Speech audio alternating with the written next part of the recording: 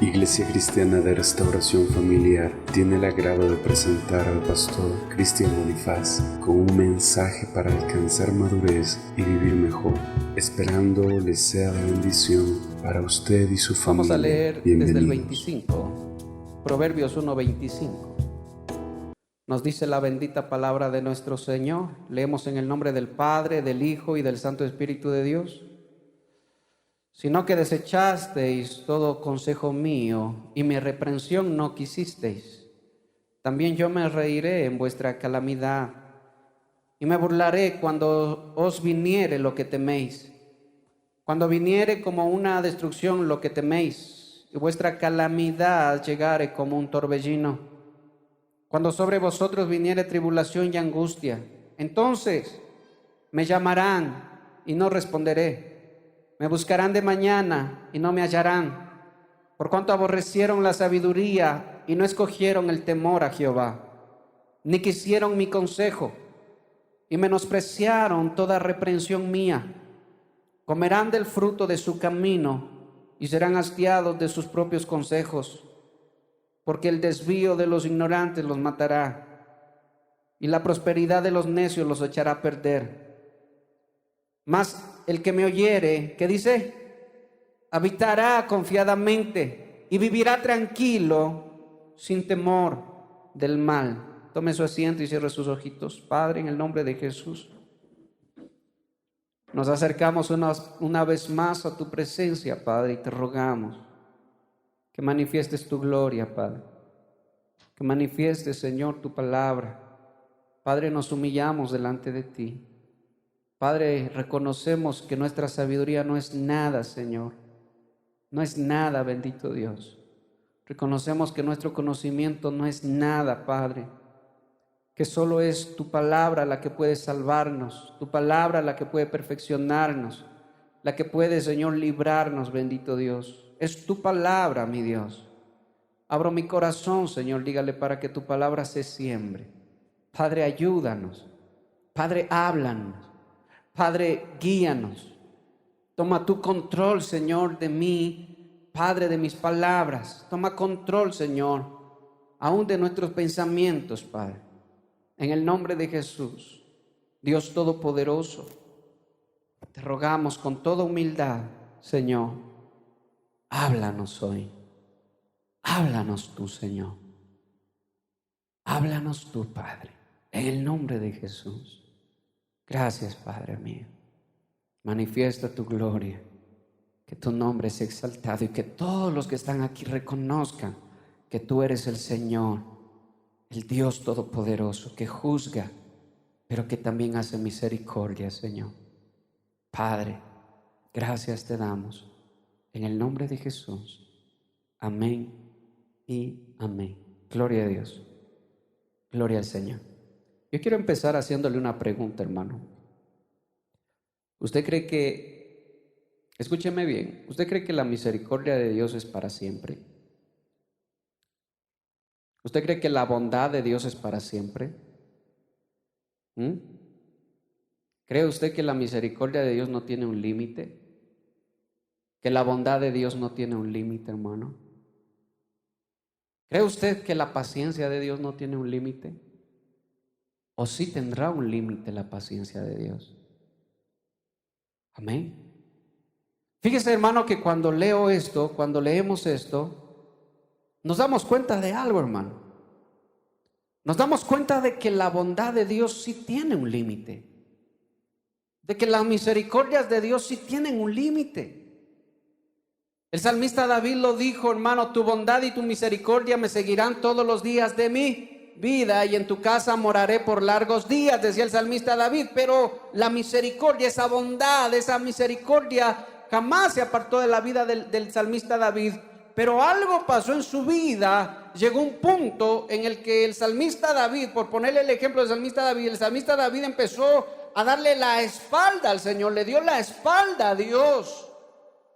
Y pensó que no pasaba nada viviendo en adulterio, viviendo, hermano, habiendo asesinado, mandado a matar y viviendo en adulterio. Y Dios tuvo que enviar a su profeta. Dios envió al profeta Natán. Y cuando vino el profeta Natán, le dijo: David, quiero consultarte algo, quiero preguntarte algo. Dice, habían dos hombres, el uno era rico, tenía muchas ovejas, el otro tenía solo una oveja. Y resulta que los amigos del hombre rico llegaron a visitarle, pero el hombre rico no quiso matar a ninguna de sus ovejas, tenía muchas, y prefirió matar la única oveja que tenía el hombre. ¿Qué dices tú, rey? ¿Cómo juzgarías tú eso? El salmista David se llenó de ira, hermano, y dijo que el que tal haga pague 4 veces lo que ha hecho y muera, dijo. Y el profeta le dijo: ese hombre eres tú. Ese hombre eres tú, David. Pero el Señor no te va a matar, le dijo. Fíjese, el Señor no te va a matar, pero sí vas a pagar 4 tantos lo que tú has hecho. ¿Cuántos hijos murieron del salmista David? Murieron 4 hijos, incluyendo a la hija que fue violada. Hermano, nosotros podemos pensar que las bondades de Dios no se agotarán jamás, que las bondades de Dios nunca terminarán. Pero la verdad, a la luz de la palabra, lo que está diciendo aquí, hermano, el rey Salomón, es que sí tiene un límite la bondad de Dios. La paciencia de Dios tiene un límite. ¿Hasta cuándo? ¿Hasta cuándo, hermano, será ese límite en cada una de las vidas de sus hijos, de su pueblo, del mundo entero? Porque no solo Dios juzga a su iglesia, sino Dios juzga a todo el mundo, porque Dios tiene autoridad sobre todas las cosas. Fíjese usted que Noé, ¿cuántos años predicó Noé? ¿120? Eso dice la canción, 120 años predicó Noé, pero realmente son 100 años los que predicó Noé. 100 años predicando, hermano, y la gente se burlaba. 100 años predicando y la gente se reía. 100 años predicando, hermano, y la gente no escuchaba. Dejen sus malos caminos, vuélvanse al Señor, arrepiéntanse de corazón, dejen de hacer lo malo, dejen de vivir así, dejen de hacer así, dejen de hacer lo que ustedes quieren. Hermano, y le anticipaba que iba a llegar el límite de la paciencia del Señor. ¿Y qué pasó, hermano? Parecía que nada pasaba. Imagínense lo que es 100 años. No le estoy diciendo 1 año ni 2 años. Imagínense lo que es 100 años. ¿Qué pueden pasar en 100 años? ¿Qué puede pasar en 100 años? Hermano, la gente puede pensar que no pasa nada. Pasan los años y pasan los años. Ya han pasado 50 años, es bastante tiempo. 70 años es bastante tiempo, nada pasa. No está loco, no pasa nada. Llegan los 90 años, no pasa nada. No está loco, realmente no está loco. Pero llegó el día en el que el Señor le dijo: Noé, entra tú y tu familia al arca. ¿Quién cerró el arca? ¿La cerró Noé o la cerró Dios? La cerró Dios.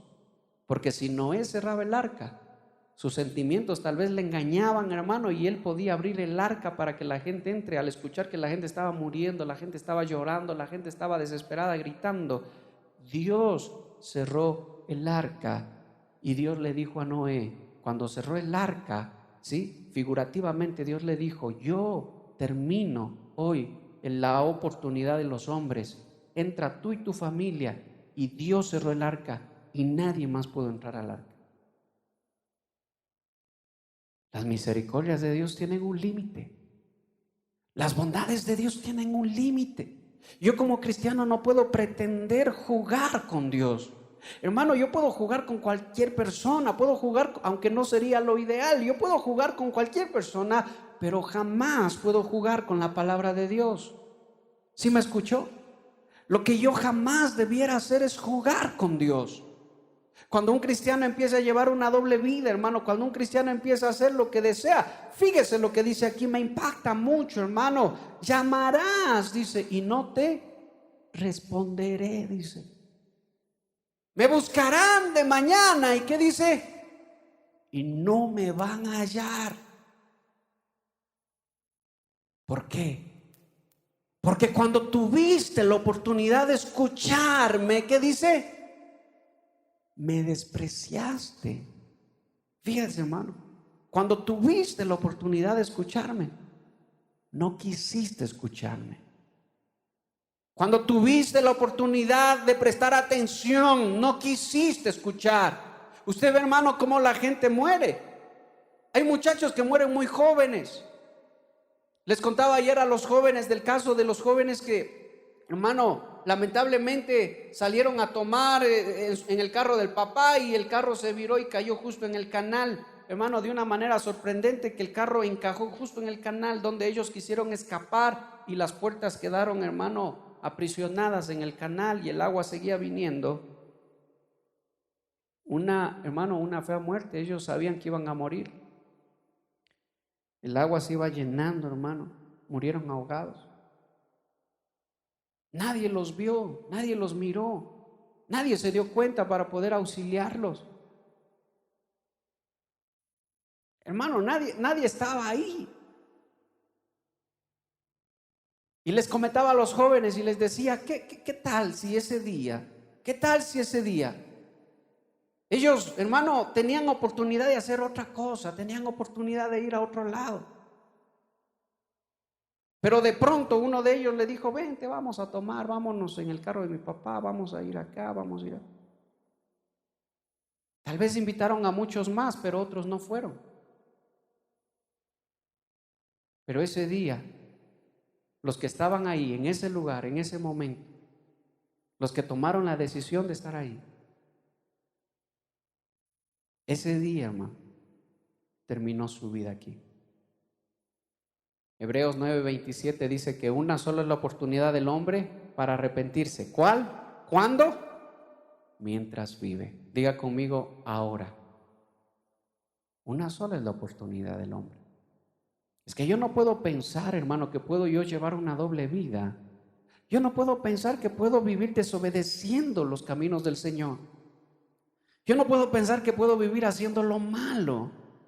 Y pensar que como no pasa nada, como ya ha pasado 5 años, 10 años, estoy viviendo en adulterio, ya son 3 años, 4 años y no pasa nada. Más bien parece que el Señor más me bendice, parece que más dinero tengo, parece que mejor me va. Llegará un día, dice el Señor, cuando sus misericordias se acaban, cuando sus bondades se acaban. ¿Sabe para quién jamás se acaba el amor de Dios y la misericordia de Dios? Para los que le aman, para los que le buscan. Para ellos jamás, y ninguna condenación hay, dice, para ellos, para los que están en Cristo Jesús. Ninguna condenación hay para los que permanecen en Cristo Jesús. Diga conmigo, ninguna condenación hay para los que permanecen en Cristo. Porque eso significa, para los que están en Cristo, significa para los que permanecen en Cristo. Usted ve a lo largo de la historia en la Biblia, hermano, usted ve desde el inicio a Adán y Eva. ¿Será que la misericordia de Dios tuvo un límite en ellos? ¿La bondad de Dios tuvo un límite? ¿O será que Dios es todo amor y Dios, hermano, jamás apartó su bondad de ellos? Tuvo un límite. Aunque no murieron, literalmente, digamos, murieron por el pecado que entró en ellos. Pero ¿qué decisión tomó el Señor? Salgan del huerto. Salgan del huerto. Fueron sacados del huerto.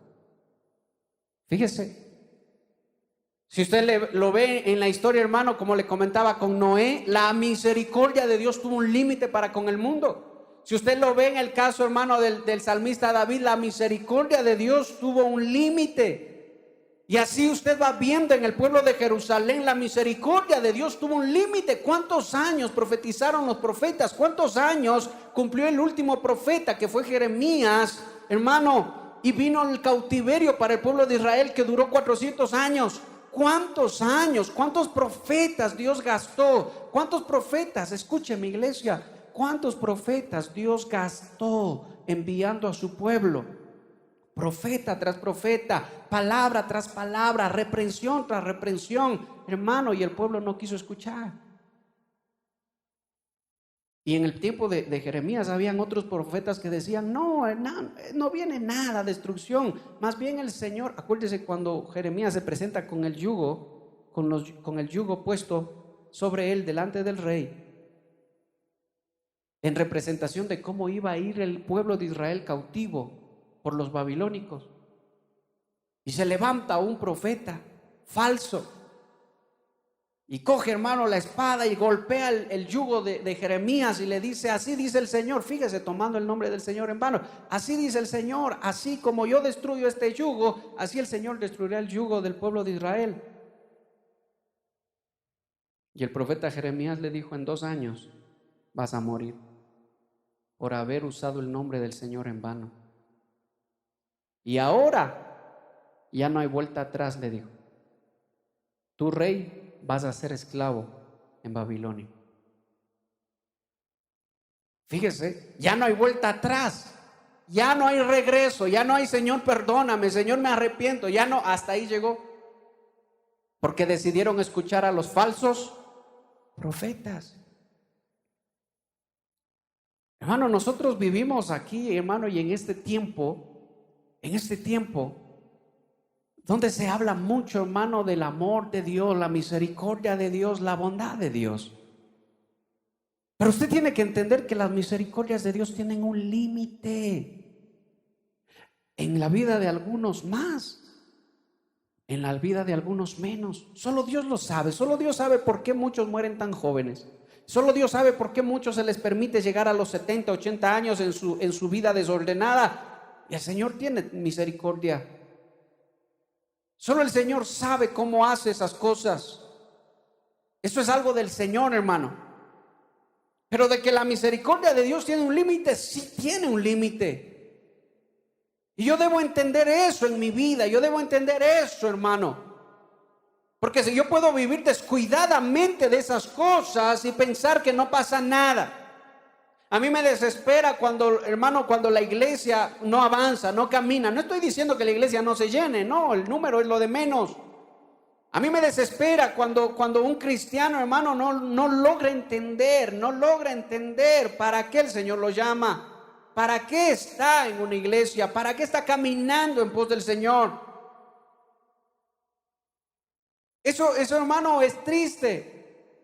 Pero muchas veces el cristiano vive de esa manera, el cristiano vive así, indiferente de esta realidad, de que la misericordia de Dios llega a un punto, hermano, en que la misericordia de Dios se acaba.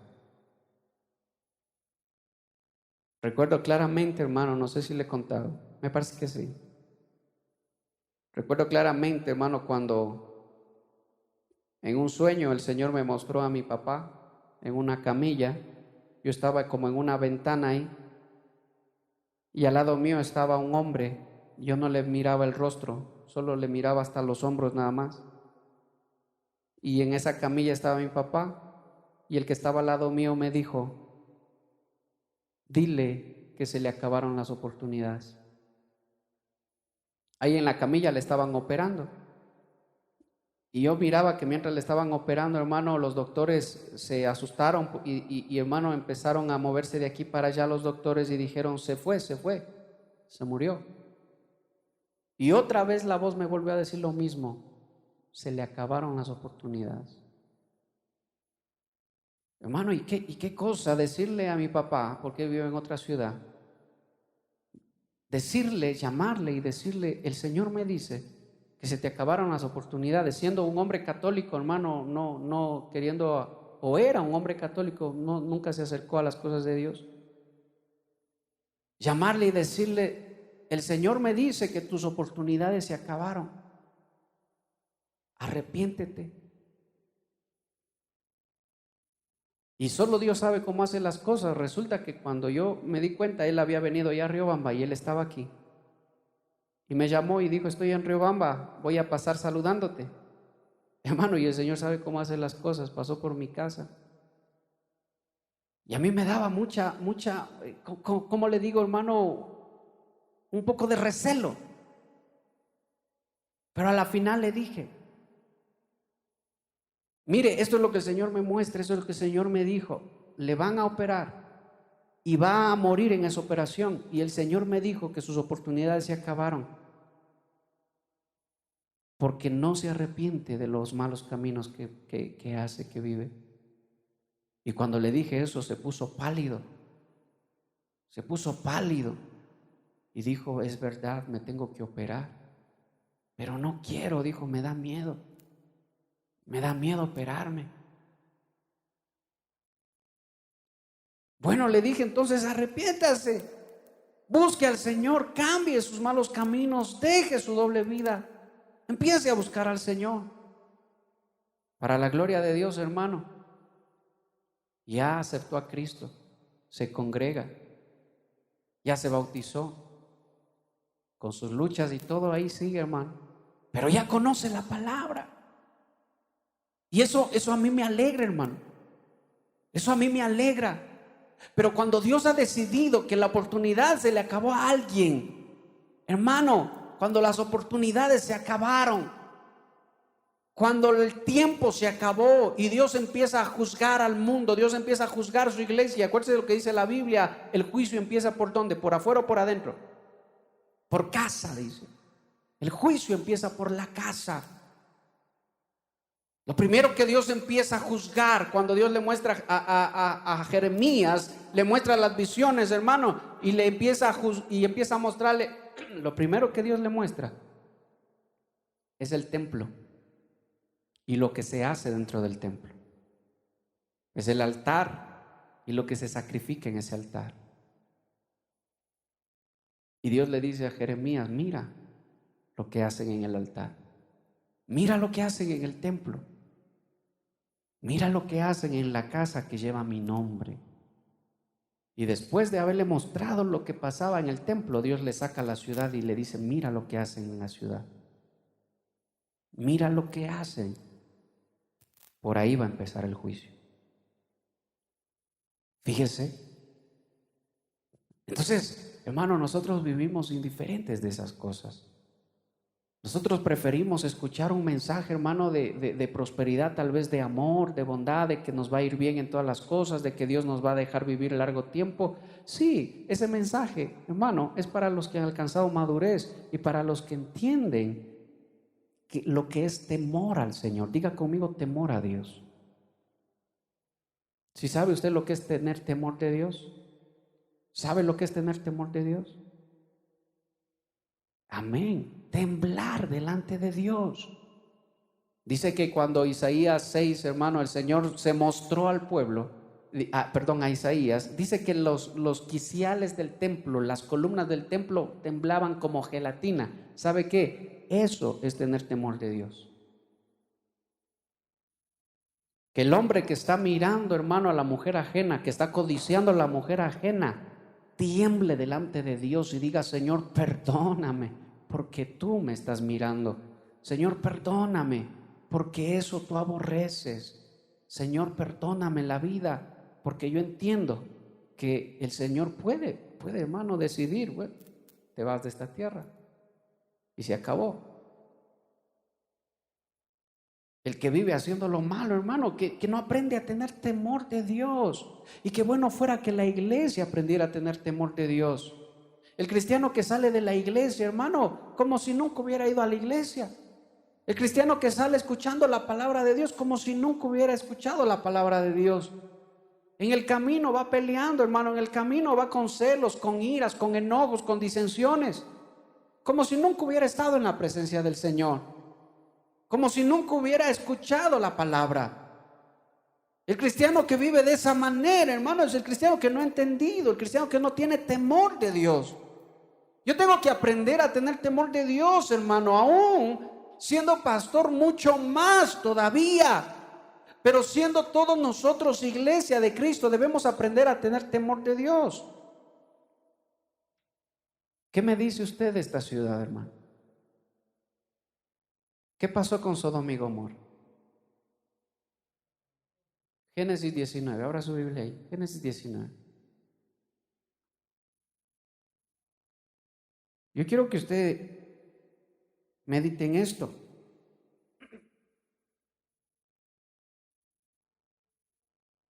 Mejor desde el 18 vamos a leer, 18:20. Yo quiero que alguien lea, ¿qué dice ahí? 18:20.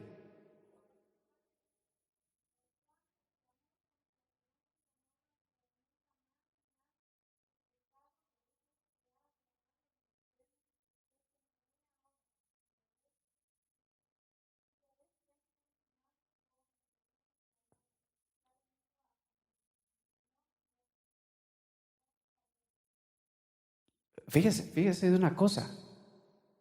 Dice el clamor contra Sodoma y Gomorra. Yo le pregunto, ¿quién clamaba contra ese pueblo? ¿Quién clamaba? Porque dice el clamor contra Sodoma y Gomorra ha llegado hasta mi presencia, ha llegado a mis oídos, ha llegado a mí. ¿Sabe quiénes son los que claman, hermanos? Los que claman y le dicen, Señor, ¿hasta cuándo juzgas? Y el Señor me decía esta mañana, hay muchos siervos que claman por misericordia. Pero ¿sabe quién clama? No por misericordia, sino para que el juicio de Dios se ejecute. ¿Sabe quiénes son los que claman? Los profetas. Los profetas no claman por misericordia todo el tiempo. Llega un tiempo, llega un límite cuando los profetas, hermanos, dicen, Señor, ten misericordia de esta nación, Señor, ten. Pero llega un punto en el que los profetas ya no claman por misericordia, sino que, hermano, porque los profetas entienden que lo único que va a cambiar, hermano, los pueblos, los corazones, es el juicio de Dios. Y los profetas empiezan a clamar y a decir, Señor, ¿hasta cuándo juzgas? ¿Hasta cuándo, Señor, miras la maldad y hasta cuándo haces justicia, Señor? Y yo me pregunto, ¿quién era el que clamaba? ¿Quiénes eran los que clamaban contra esta ciudad? Era gente que conocía esta ciudad. Era gente que sabía cómo vivía la gente de esta ciudad. Era gente, hermano, que tal vez no vivía aquí, que tal vez vivía en los alrededores, yo no sé, hermano, tal vez vivía en otro pueblo, pero que veían y sabían lo que pasaba ahí y le decían, Señor, ¿hasta cuándo terminará, Señor, la maldad de esa ciudad? Desde el más pequeño, dice, desde el más niño, escuche, desde los niños ya sabían lo que era tener relaciones sexuales. Los niños. Y era tanta la perversidad que había en ellos, que aun cuando Lot les dijo, escuche, cuando vinieron los ángeles y estaban golpeando las puertas de Lot y querían tumbar la casa, las puertas, y decían, sácanos a los ángeles para tener relaciones con ellos. Esa palabra para conocerlos significa tener relaciones. Y sale Lot y les dice, y les dice, amigos, hermanos, tengo 2 hijas vírgenes, dice, tengo 2 hijas mujeres. Hagan con ellas lo que quieran, dice, pero por favor, dejen en paz a estos hombres que son mis huéspedes. ¿Y qué dijeron ellos? No. Quisieron tener una experiencia con ángeles. Escuche, se cansaron, ya no querían tener relaciones con personas. Con personas habían tenido relaciones. Con animales habían tenido relaciones. Ya no queremos. Queremos algo diferente. ¿Qué queremos? Queremos tener relaciones con ángeles. Fíjese, ¿de dónde aprendieron eso? Y dice la Biblia que desde el más pequeño hasta el más grande estaban ahí. Parecido a los tiempos de hoy. Un niño hoy en día en esta ciudad, ¿a los cuántos años ya sabe lo que es, hermano, tener relaciones sexuales? Le pregunto yo, en esta ciudad, ¿a los cuántos años ya sabe? Dígame, ¿a los cuántos años ya sabe lo que es tener relaciones sexuales? Lo que es dar un beso. Dependiendo de la irresponsabilidad de los padres. Dependiendo de la necedad de los padres que cogen el celular y le dejan a sus hijos el celular todo el día. con internet, donde los chicos, quieran o no quieran, van a terminar viendo pornografía, quieran o no quieran, porque eso es el negocio de hoy en día en las redes sociales. La pornografía es el negocio más grande después de las drogas a nivel mundial. Y en esta pandemia la pornografía creció bastantísimo. Y de eso la pornografía infantil. Fíjese, donde los jovencitos, escuchaba el caso de jovencitos que jugando este juego de Free Fry, ¿cómo es? Ay, hermano, ha sabido. Jugando eso, escuche, jugando eso, estos grupos de trata de personas y de pornografía infantil les mandan y les dicen a los que tienen perfil de mujer: ¿quieres que te regale más premios? ¿Quieres que te regale puntos? ¿Quieres que te regale para que tú compres más armas y todo de tus juegos? Envíanos fotos desnuda.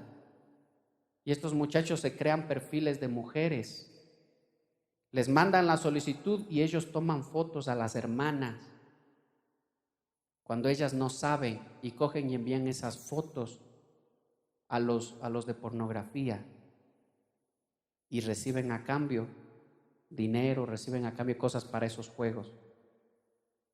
Hace poco salió uno de esos casos, hermano, se hizo bomba. Hermano, claro que el que pasa viendo solo novelas no va a saber, hermano, qué es lo que sucede.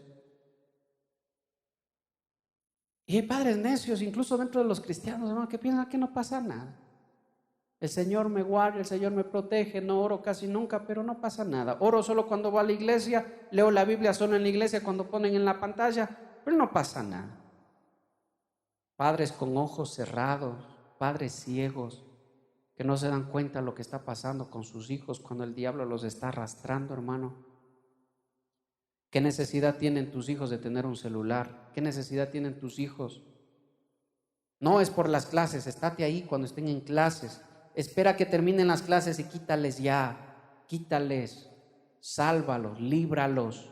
Pero en Sodoma y Gomorra desde el más pequeño ya sabía lo que era tener relaciones sexuales. Hermano, qué pena.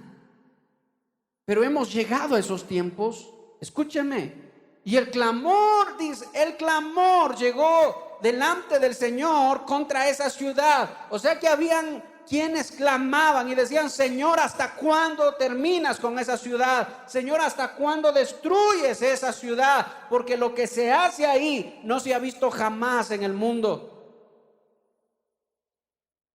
Hay gente que no clama por misericordia, hay gente que clama por juicio. Hay gente que clama por juicio. Y usted va a decir: pero qué bestia, esa gente no tiene corazón. Esa gente entiende que lo único que va a cambiar esa ciudad es el juicio de Dios. Porque la gente no entiende con palabras. Déjeme decirle que los cristianos no entienden con palabras, cierran sus oídos. En el mismo culto los cristianos se duermen, en el mismo culto los cristianos pues, se ponen a pensar en otra cosa. En el mismo, no, esa no me gusta, yo prefiero escuchar otra cosa. El mismo, hermano, el pastor llama y le cuelgan el celular, hermano, no le contestan. El pastor les escribe, hermano, y no les contestan, hermano. Y no es que el pastor esté a cada media hora escribiendo, hermano. No, sencillamente cuando ya no aparece, cuando ya no da señales de vida. Hermano, ¿qué pasó? Congrégate.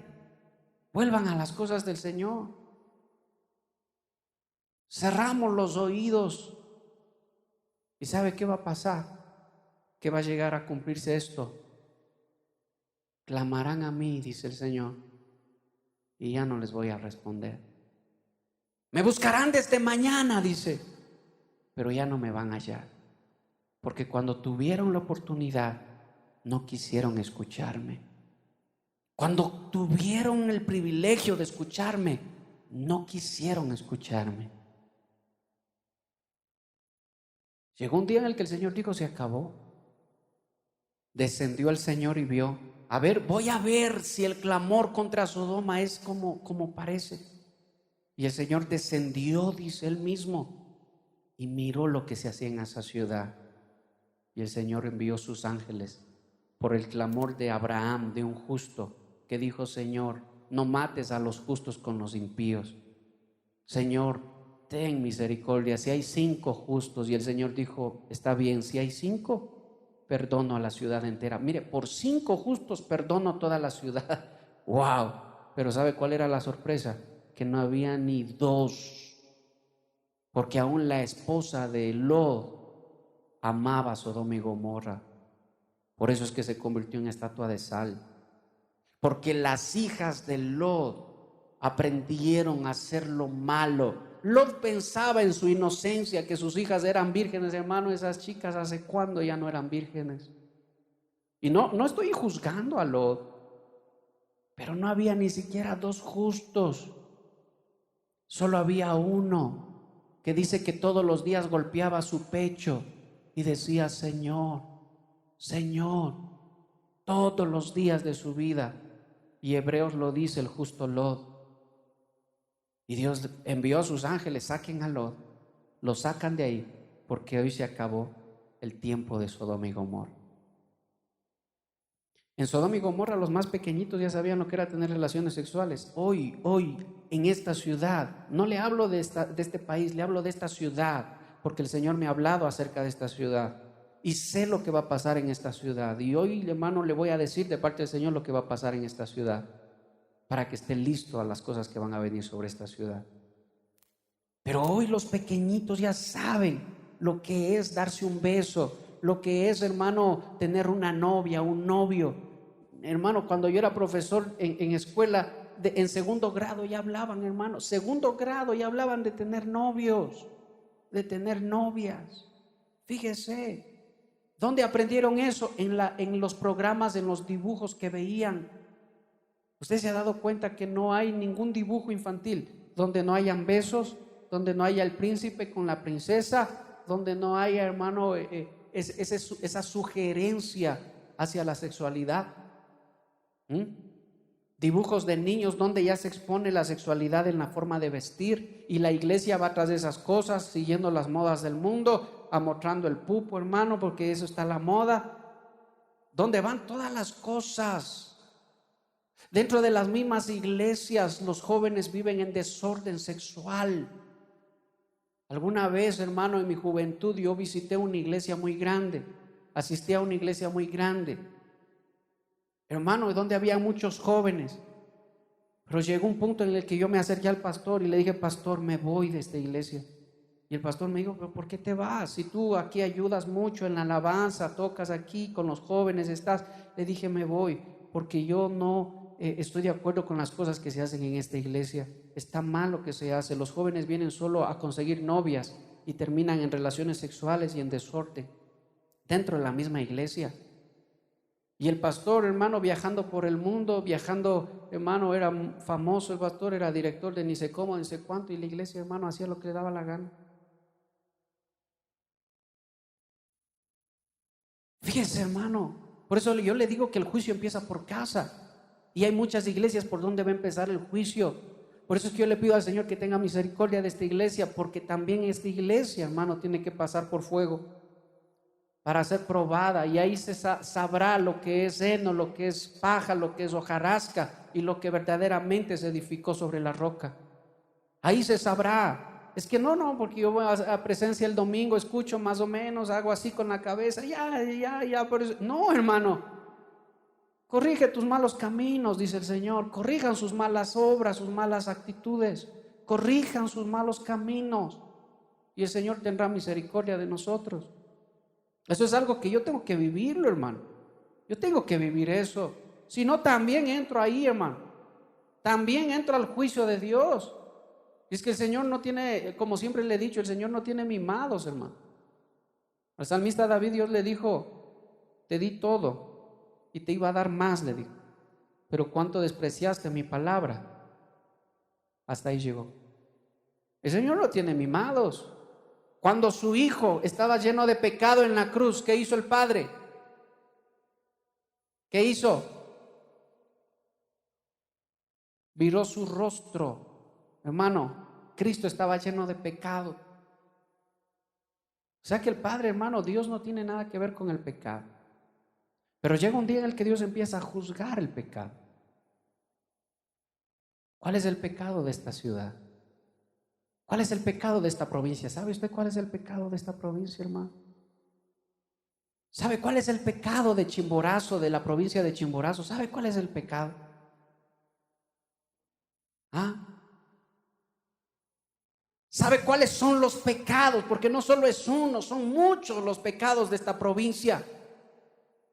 Y el pueblo, la iglesia del Señor sigue hablando de que van a venir avivamientos, déjeme decirle, hermano, que no van a venir avivamientos de esta provincia. Lo que va a venir es el juicio de Dios de esta provincia. ¿Sabe que en esta provincia hay muchos secuestros, hay muchas violaciones, como no se escucha en otras provincias? La gente piensa que no, Riobamba es una ciudad para vivir, es una ciudad bonita. Hermano, esta es una ciudad muy peligrosa. Esta ciudad, hermano, a diario se escuchan secuestros y violaciones. Y si no salen en las noticias, hermano, se escucha y se dan. 10 jóvenes habían estado tomando, hermano, por acá por Chambo y drogándose, y decidieron violar a uno de ellos entre los otros. Lo violaron. Hace poco, hermano, un carro paró y se fue secuestrando a una chica, hermano, y después la encontraron muerta. En Guano me parece que fue. De esas noticias se escuchan a diario en esta provincia. El alcoholismo en esta provincia. Chimborazo es una de las provincias más alcohólicas a nivel nacional, donde las empresas de trago son el negocio, hermano. Usted ve que se alza un negocio y al poco tiempo se pone una licorería ahí. Hay licorerías por todo lado. Hay licorerías, hermano. Usted busque una farmacia abierta, hermano, no va a encontrar, pero busque una licorería a medianoche, a la madrugada, y usted encuentra, hermano. De paso le venden droga también. Y el pueblo de Dios piensa que la ciudad, hermano, está bien, que no, que va a venir un avivamiento sobre la ciudad. Los pecados de esta provincia son muchos, hermano. ¿Y sabe qué es lo peor? Escúcheme, que las autoridades de esta provincia no hacen nada. ¿Sabe por qué no hacen nada? Porque son parte de esas cosas. Las autoridades de esta provincia no hacen nada porque son parte de todo eso. Hermano, ellos cogen y meten mujeres, hermano, de la prostitución ahí, celebran un cumpleaños, celebran alguna cosa ahí mismo, donde ellos trabajan. Son parte de todas las cosas, de todas las abominaciones que se cometen en eso. ¿Usted cree que cuando aparece una noticia, hermano, de que un niño, una niña fueron violados, fueron abusados, fueron secuestrados, los mataron, los botaron por allá en la quebrada, ¿usted cree que, hermano, eso no llega a la presencia de Dios? ¿Usted cree que Dios, cómo Dios mira esas cosas? ¿Cómo Dios mira eso, hermano? Hermano, y cuando yo en la mañana estaba diciendo, Señor, ten misericordia de esta... No, me dijo el Señor, no. Ya no, dijo, ya no ores por misericordia. Ahora empieza a clamar por juicio, porque es lo único que va a cambiar esta ciudad. ¿Y sabe qué va a pasar en esta ciudad? ¿Sabe qué va a pasar en esta provincia? Va a llover fuego en esta provincia. El Señor me lo mostró claramente en una visión. Piedras de fuego caen en esta ciudad. Pero yo quiero decirle algo a usted, iglesia. Usted no va a salir corriendo como todos salen corriendo. Usted no va a salir corriendo asustado, oh, vámonos aquí a otra ciudad, vamos. ¿Sabe por qué? Porque cuando el Señor juzga nadie se puede esconder, hermano. El Señor me ha mostrado en esa misma visión que el único lugar seguro es el altar en su casa donde usted ha levantado. Cuando ustedes vean que eso empiece a pasar, que empieza a llover fuego sobre la ciudad, no corra, métase a su casa. Ahí, al lugar donde usted ora, doble sus rodillas ahí. Porque ¿sabe qué? El Señor me ha mostrado que las casas de los justos no serán tocadas. En la visión yo veía, escúcheme iglesia, no cierre sus oídos. En la visión yo veía que todas las casas eran tocadas, pero habían casas que no eran tocadas por eso. Habían casas donde no caía nada. donde estaban tranquilos y ellos miraban por sus ventanas cómo afuera la gente, hermano, gritaba, sufría, hermano, corrían desesperados de un lado para otro. Pero las casas de los justos no eran tocadas, porque cuando el juicio viene, el Señor guarda los suyos. El Señor lo dijo, le dijo a Abraham. Abraham se lo dijo: Señor, lejos está de ti matar al impío con el justo. Y el Señor, ¿qué dijo? Así es. Jamás el Señor va a matar al impío con el justo. Cuando eso sucede, hermano, no corra. Vaya a su casa. Y algo más que me mostró el Señor: llame a sus hermanos, llame a su familia que entren a su casa y predíqueles ahí la palabra de Dios. Llámelos que entren a su casa. Haga lo que hizo hermano Rahab, me parece que era, ¿no es cierto? Llamó a sus padres, llamó a sus... Vengan, ¿por qué? Porque esta ciudad va a ser destruida, vengan a mi casa. Y los que estuvieron dentro de esa casa fueron librados.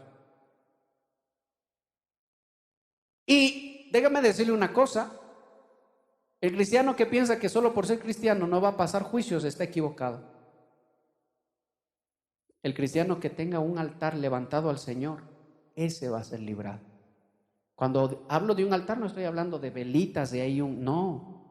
Estoy hablando de oración, de comunión, el lugar donde usted tiene comunión con su Padre, donde usted habla con su Padre celestial, donde usted busca la presencia del Señor con su esposo, con su esposa, con sus hijos, el lugar donde usted ora. Iglesia, los que no tienen un altar también van a ser tocados.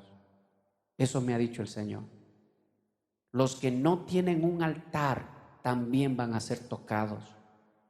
Porque esto no se trata solo de ser cristiano. Yo soy cristiano, me bauticé, ya, hermano. No. Yo siempre me he preguntado: ¿por qué la esposa de Lot? ¿Por qué la esposa de Lot? ¿Por qué la esposa de Lot? Fíjese. Si usted no tiene un altar, hermano, desde hoy mismo levante un altar. Deje ya de estar peleando con su esposa, con su esposo. Deje ya el resentimiento de lado. Escuche. Dejen ya de estar peleando por dinero. Dejen de estar peleando por necesidades. Dueblen sus rodillas y empiecen a levantar un altar al Señor. Porque ¿sabe qué? Cuando llegue el juicio de Dios, hermano, ya no vas a estar preocupado. Ay, tengo que ir a trabajar. No, cuando empiece el juicio de Dios, se acabó todo. Se acabó todo, hermano. Cuando empiece el juicio de Dios, escúcheme, iglesia. Las iglesias siguen esperando avivamiento, pero el avivamiento no va a venir, porque el avivamiento ya vino. Y la gente piensa que avivamiento es que un montón de gente empiece a recibir a Cristo, hermano. De ese montón ni el 10% no se entregan verdaderamente al Señor, hermano. A Jesús lo seguían 5,000, hermano. De los 5,000, 12 y eso más estaban dudando. Cosa que Jesús le dijo: si quieren ustedes, váyanse también. ¿Y qué dijo Pedro? ¿A quién iremos, Señor? Solo tú tienes palabras de vida eterna. Amén. Bueno, Pedro, entonces ¿entendiste? El Señor te reveló. ¿Sí se da cuenta, hermano? El clamor de los profetas del Señor: el Señor, ya no tengas misericordia. Señor, ¿hasta cuándo ejecutas tu juicio contra esta ciudad? ¿Hasta cuándo, Señor? Seguiremos viendo. A mí se me parte el corazón, hermano. Yo digo: Señor, ¿hasta cuándo? ¿Hasta cuándo seguiremos viendo, hermano? Aquí tú no puedes dejar a tus hijos botados, hermano. Y el que haga eso, hermano, es un necio. Aquí para salir con los niños a la calle hay que salir cogidos de la mano, hermano, de un lado, de otro lado y salir. Y no es que yo sea paranoico, hermano, pero es la verdad. Te descuidas un momento, hermano, no lo vuelves a ver más. En esta ciudad hay muchas redes de trata de personas que no salen a la luz. No salen a la luz porque no es conveniente para las autoridades que queden al descubierto, que no hacen nada por la ciudad. No salen a la luz porque ellos mismos consumen pornografía. No salen a la luz porque ellos forman parte de todas esas cosas. Son corruptos, Esa es la verdad. Y lo que viene, hermano, es eso. Llega un punto en el que el Señor se cansa. No sé, hermano, si usted ya se ha cansado de ver tanta maldad en esta ciudad. Yo sí, hermano. Yo me he cansado de ver tanta maldad en esta ciudad. Yo estoy cansado de ver tanto alcoholismo en esta ciudad, hermano. Yo estoy cansado de ver tanta destrucción familiar en esta ciudad. Otro de los pecados de esta ciudad es el adulterio. Bueno, se da en todo el mundo, sí. Sí. En todo el país, sí. Pero póngase a buscar usted hogares que no estén divorciados. Póngase a buscar usted en sus familiares, en sus amigos, en sus vecinos. Usted se va a dar cuenta que lo más normal es divorciarse. Es abandonar a los hijos. Es dejar a los hijos con los abuelos e irse a formar otra familia. Eso es el pan de cada día, hermano. Eso es el pan de cada día. ¿Y qué hace la iglesia? ¿Qué hace el pueblo de Dios? Entretenidos, hermano, en que el Señor te va a dar 2 casas. Aleluya, aleluya, gloria a Dios. Cruzadas ponen ahí que, hermano, a veces me entristece tanto. Cruzadas, dice, de fuego y avivamiento. Como dice, empoderados del Espíritu, dice. A recibir fuego del Espíritu. Y hacen cultos enteros, semanas enteras, hermano, y la gente va. Ay, el Señor me va a dar 2 casas, el Señor me va a dar 2 carros, el Señor me va a dar 2 mujeres, hermano, y la gente va dame más, Señor, dame más, dame más. Lo cogen al Señor, hermano, como Papá Noel nomás, como Santa Claus. Y el Señor dice, no, hoy día sí lloró en el culto, tenga, vaya ahí el carro. No, hoy día trajo un cheque a la iglesia, no, tenga, ahí va a la casa. Y el pecado, hermano, ¿y cuándo se toca el pecado del corazón? El pecado oculto, ¿cuándo se toca el pecado? Las cosas que a Dios más aborrecen. El salmista David lo entendió y el salmista le dijo, Señor, porque yo pudiera darte sacrificios, pero tú no lo quieres. Los sacrificios a Jehová, ¿qué dijo? ¿Qué son los sacrificios a Jehová? Un corazón doblegado al Señor. Un corazón contrito, hermano, un corazón que reconoce al Señor. Un corazón que reconoce su pecado delante de Dios. Esos son los sacrificios a Jehová. Y cuando eso suceda, dice, entonces ahí te agradarán los becerros engordados, te agradarán los sacrificios. Cuando eso suceda, cuando verdaderamente tu pueblo doblegue su corazón, ahí entonces te agradarás de los cánticos y de todas las cosas que se ofrecen en tu templo. Mientras eso no suceda, nada de lo que yo pueda hacer, dijo el salmista David, te agrada. Nada de lo que yo pueda hacer. El salmista David, en su poderío, en su reinado, él pudo llamar a un montón y él debe haberlo hecho. En el Salmo 51 debe haber traído becerros, hermano, sacrificar. Y en el momento cuando él estuvo sacrificando, el Señor le habló y le dijo, eso no es nada. Si primero no sacrificas tu corazón delante de mí, si primero no coges tú y literalmente haces lo que haces con ese animal, abres tu corazón literalmente a mí, todo lo que tú puedas hacer por mí no sirve de nada, le dijo el Señor. Y ahí entendió el salmista David y dijo, verdad, los sacrificios al Señor son el corazón contrito, el alma humillada. Esas son las cosas que al Señor le agradan. Ahorita mismo hay hermanos aquí en la iglesia que ahorita mismo están escuchando la palabra de Dios, pero se niegan a perdonar. Se niegan a perdonar, no quieren perdonar. No quieren obedecer la palabra de Dios. Ahorita mismo hay esposos aquí que están escuchando la palabra de Dios, pero andan codiciando a la mujer ajena. Sí, hermano. Y como que nada pasara, como que no sucediera nada.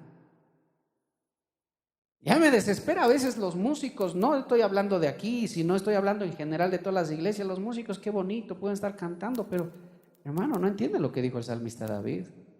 Un corazón contrito y humillado, un corazón doblegado al Señor. Es que cuando un cristiano tiene un corazón contrito y humillado, ese cristiano va a cambiar, hermano. Déjeme decirle, ese cristiano va a cambiar. Ese cristiano va a dejar de ser igual. Cuando hay un cristiano contrito y humillado, ese cristiano no va a ser el mismo. Ese cristiano sí va a cambiar, porque ese cristiano está doblegando su orgullo, su altivez delante de Dios. Y después de todo lo que hablamos, hermano, yo tal vez puedo decir que habrán padres que llegarán a su casa y le dirán: toma, hijo, el celular. Mañana mismo lo harán. Mañana mismo se irán al trabajo y dejarán a sus hijos con internet ahí para que se distraigan, para que se entretengan. Padres que salen corriendo a buscar una tablet para regalarles a su hijo un regalo para mí, porque se lo merece, porque yo le amo mucho, una tablet. No lo amas nada, hermano. No lo amas. No lo amas. Déjeme decirle, no lo amas. Porque si lo amaras, no le dieras algo que le va a llevar, hermano, a ver cosas y después a hacer cosas que jamás debiera hacer, a despertar su sexualidad tan temprano. Hemos llegado a los tiempos de Sodoma, hermano.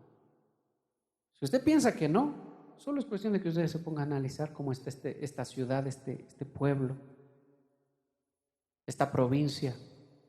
Solo póngase a analizar de que hay gente justa en esta ciudad. Amén. Hay gente que clama a Dios, que pide a Dios, que ruega a Dios. Sí, ahí donde están, en sus casas, en sus iglesias, gente que busca a Dios de corazón. Pero le voy a decir algo. Ese dicho de los buenos somos más es un dicho que no aplica a este mundo. A este mundo no aplica ese dicho. Los buenos somos más, no aplica. Tal vez, no sé, hace años, pero hoy en día por lo menos eso no aplica. Los buenos no son más. Los malos son más que los buenos. Déjeme decirle, hermano. Llegamos a los tiempos de Sodoma, cuando los justos escaseaban. Cuando los justos escaseaban. Dígale al que está al lado suyo: levanta un altar al Señor. Dígale.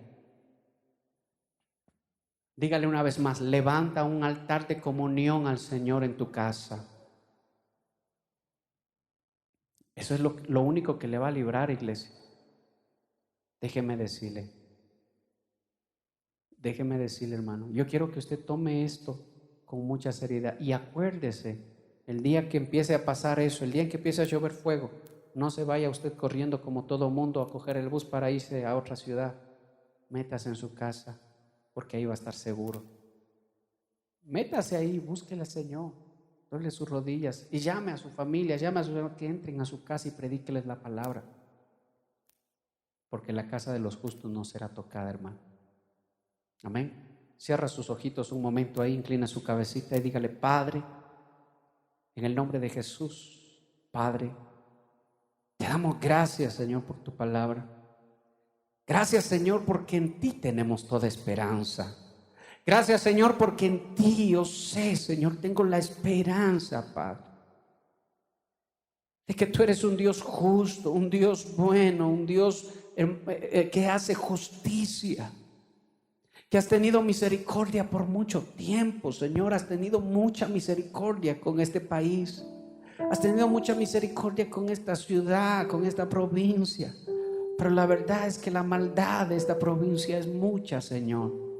Es que la maldad de esta ciudad es mucha, Padre, y no hay nada que pueda, Señor, cambiar el corazón de la gente. No hay nada que pueda, Señor, cambiar el corazón de tu iglesia, sino hasta cuando tú empiezas verdaderamente a juzgar. Y al ver tus juicios, Señor, muchos se arrepienten. También muchos, Señor, se pervierten más todavía. Pero es tu juicio, Señor. Es tu juicio lo que esperamos. Un aunque parezca raro, aunque parezca ilógico, aunque parezca antibíblico. Iglesia, la verdad es que su iglesia debe clamar al Señor. Sí, para que el Señor tenga misericordia de la gente que se está perdiendo. Pero también su iglesia debe decir: Señor, ¿hasta cuándo, Señor, haces justicia en mi ciudad? ¿Hasta cuándo, Señor, haces justicia en mi país? ¿Hasta cuándo, Señor, los corazones se vuelven a ti? ¿Hasta cuándo los malvados dejan sus malos caminos? ¿Hasta cuándo, Señor, los asesinos dejan de asesinar? Los violadores dejan de violar, Señor. ¿Hasta cuándo los borrachos dejan, Señor? ¿Hasta cuándo las empresas se siguen enriqueciendo a base, Señor, de un vicio? Padre, haz tu obra, Señor. Haz tu obra en esta ciudad. Haz tu obra en esta ciudad, Señor. Haz tu obra, tú lo harás, Padre. Tú lo harás, Señor. Tú lo harás, Padre. Tu bondad y tu amor, Señor, son grandes. Tu misericordia, Señor, son grandes. El salmista David lo dijo: tu bondad y tu misericordia me acompañarán todos los días de mi vida, y en tu casa habitaré por largos días. Pero llegó un día en el que él dio la espalda a la palabra del Señor. Hasta ese día llegó. Hasta ese día llegó, iglesia del Señor. Deja ya, iglesia, solo de hacer presencia. Deja ya solo de ir a callar tu conciencia. Iglesia, al Señor le agradan los sacrificios que vienen acompañados de humildad, de humillación, de sinceridad. Los sacrificios que vienen acompañados, iglesia, de humillación. Los sacrificios que vienen acompañados de sinceridad, iglesia. ¿De qué sirve que tú le digas o que tú aparentes que todo va bien cuando realmente tu corazón está anhelando lo malo?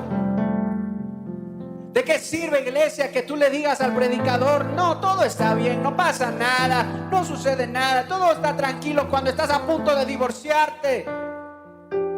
¿De qué sirve, iglesia, que tú le digas al predicador: no, todo está bien, todo, cuando estás tú codiciando a la mujer ajena? No hay sinceridad, no hay un corazón contrito y humillado delante del Señor. Y eso el Señor lo ha visto. Cuando tú dices: no pasa nada, pero a la misma vez andas haciendo lo indebido. Y el Señor lo mira, iglesia, el Señor lo sabe. El Señor tiene sus ojos puestos sobre esta tierra, iglesia, y aún más sobre los suyos. El Señor tiene sus ojos puestos sobre ti, iglesia. Cuando tú dices: todo está bien, pero realmente no es así. Realmente las cosas no van bien. ¿Entiendes, iglesia, lo que es un corazón contrito y humillado? Póngase sobre sus pies un momento. ¿Entiendes tu, iglesia, lo que es un corazón contrito y humillado? Iglesia, ¿entiende lo que es un corazón contrito y humillado? ¿Entiendes, iglesia, lo que es un corazón doblegado a Él? Lo que es un corazón que reconoce su debilidad. ¿Entiendes tu, iglesia, lo que es un corazón que le dice: Señor, soy un pecador. Señor, todavía me atrae lo malo. Señor, todavía soy débil. Señor, todavía hablo cosas que no debo hablar. Señor, todavía hay mentira en mi boca. Señor, todavía manipulo. Señor, todavía hago, Señor, las cosas malas. Señor, todavía me cuesta obedecerte, me cuesta obedecer tu palabra, me cuesta obedecer a tus ministros, me cuesta obedecer, Señor, a mi esposo, me cuesta obedecer tu palabra, Señor. ¿Entiendes, esposa? ¿Entiendes, esposo, lo que es eso? El Señor está cansado ya. Fíjate, el Señor te dice, está cansado ya de que con tu boca declares que todo está bien cuando las cosas no están bien. ¿Acaso por declarar que las cosas están bien, todo irá bien? ¿Acaso porque yo digo que hoy estoy próspero y no me hace falta nada, realmente así debe ser, solo porque lo digo con mi boca? Cuando hay cosas en el corazón, iglesia, que aún no has entregado al Señor, cuando hay cosas que no has dejado al Señor, cuando hay cosas que no le has dado al Señor,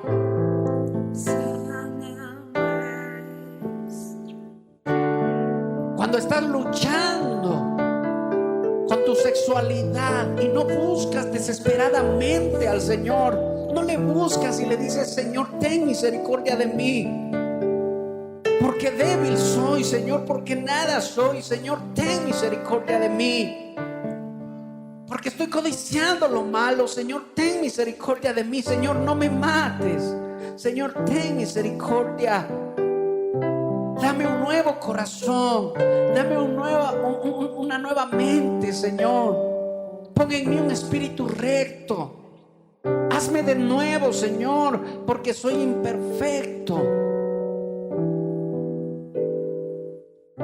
¿Entiendes, iglesia, ahora lo que es un corazón contrito y humillado? ¿Entiendes lo que es un corazón doblegado al Señor? Un corazón que le sigue con sinceridad, un corazón que le sigue. Al Señor le agrada la verdad, iglesia. Al Señor le agrada la sinceridad. Al Señor le agrada el arrepentimiento. El Señor sabe que eres débil, iglesia. El Señor sabe que eres imperfecto. El Señor sabe. Pero es su iglesia la que no ha entendido todavía que en Él está el poder, en Él está la obra, en Él está la fuerza. Y cuando un corazón se doblega al Señor y le dice, Señor, hazme de nuevo, Señor, fórmame de nuevo, Señor, cámbiame, Señor, no hay nada en mí bueno, Señor, ayúdame.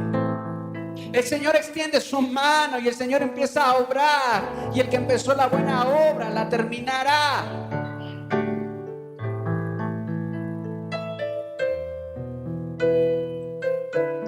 Muchos creen que están seguros, iglesia. Muchos cristianos creen que están seguros. Vienen tiempos de prosperidad, nada faltará, nada pasará. El Señor está con nosotros. Pero el clamor de sus profetas llega a los oídos del Señor. El clamor de su pueblo llega a los oídos del Señor. El clamor de los justos llega a los oídos del Señor. El Señor desciende para ver si la maldad del pueblo se ha consumado. Y el Señor determina el día, la hora en el que su juicio se hará evidente. Iglesia, levanta un altar en tu casa. Escucha, iglesia. Escucha la voz de este siervo. Levanta un altar en tu casa, iglesia. Corrige a tus hijos, iglesia. Corrige a tus hijos jóvenes. Corrige a tus hijos pequeños. Corrígelos. Ordena tu casa, iglesia. Ordena tu casa. Cuando escuchas que tus hijos empiezan a hablar sanganadas, cuando escuchas que tus hijos empiezan a hablar palabras soeces, corrígelos. Cuando ves que tus hijos empiezan a inclinarse hacia lo malo, corrígelos, iglesia. Porque Porque así como en Sodoma y Gomorra, aún los hijos fueron también con los padres juzgados, así mismo pasará en el tiempo del fin, cuando el Señor revele su juicio, cuando el Señor dictamine que sus juicios deban empezar. Iglesia, levanta un altar al Señor, un altar de arrepentimiento. Levanta un altar, iglesia, corrige tus pasos, corrige lo que está mal, iglesia. Escucha la voz, iglesia, porque va a llegar un día cuando muchos cristianos buscarán al Señor y no lo van a encontrar. Llegará el día cuando muchos cristianos van a levantarse temprano a buscar una iglesia y no la van a hallar. Cuando van a buscar una iglesia de sana doctrina y no la van a encontrar.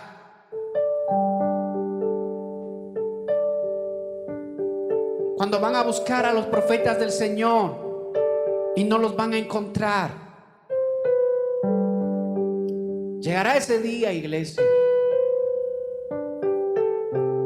donde abundarán los falsos profetas, donde abundarán los falsos ministros. Y abundan, pero aún no han llegado todavía a consumarse en su totalidad.